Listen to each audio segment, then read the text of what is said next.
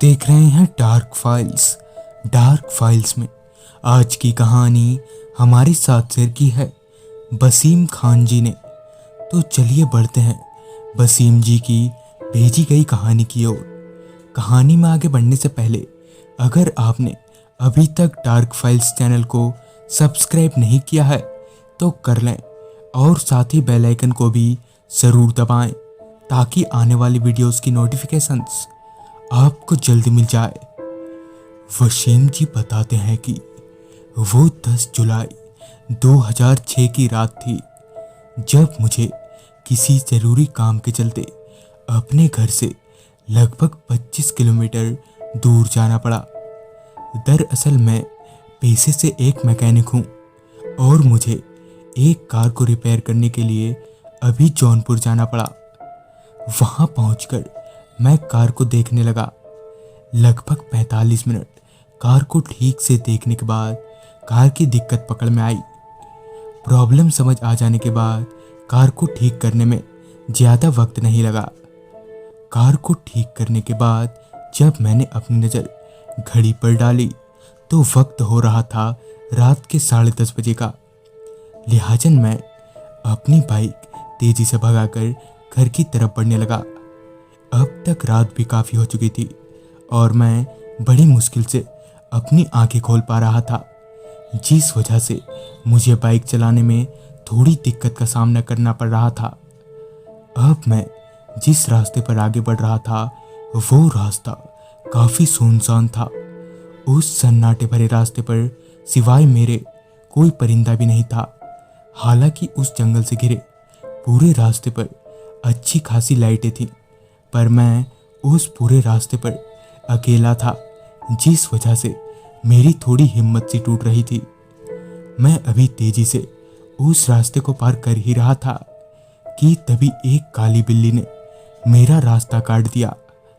अब उस सुनसान रास्ते पर से तो कोई गुजरने से रहा, लिहाजन मैं उस बिल्ली को गाली बकते हुए आगे बढ़ गया। मैं अभी वहाँ से थोड़ा आगे बढ़ा ही था कि तभी मेरी बाइक पिकअप छोड़ने लगी और बंद हो गई। मैं अभी बाइक को देख ही रहा था कि तभी मुझे दाईं ओर की झाड़ियों में कुछ हलचल होती दिखी। मुझे लगा कि शायद कोई जंगली जानवर होगा, लिहाजन मैं उसे अनदेखा करते हुए बाइक को देखने लगा कि तभी बाइक को चालू करने पर बाइक स्टार्ट हो गई, जिससे मेरे में थोड़ी हिम्मत आई। पर हैरानी की बात तो यह थी कि एक्सीलेटर देने के बावजूद भी बाइक उस जगह से 1 इंच भी आगे नहीं बढ़ पा रही थी। अब मुझे कुछ समझ नहीं आ रहा था कि आखिर मेरे साथ ये हो क्या रहा है। अभी मैं परेशान हो ही रहा था कि तभी मेरी नज़र बाइक के साइड मिरर पर गई, जहां किसी औरत ने मेरी बाइक को पीछे से पकड़ रखा था। पर यह कैसे हो सकता था? आखिर कोई औरत बाइक को कैसे रोक सकती थी?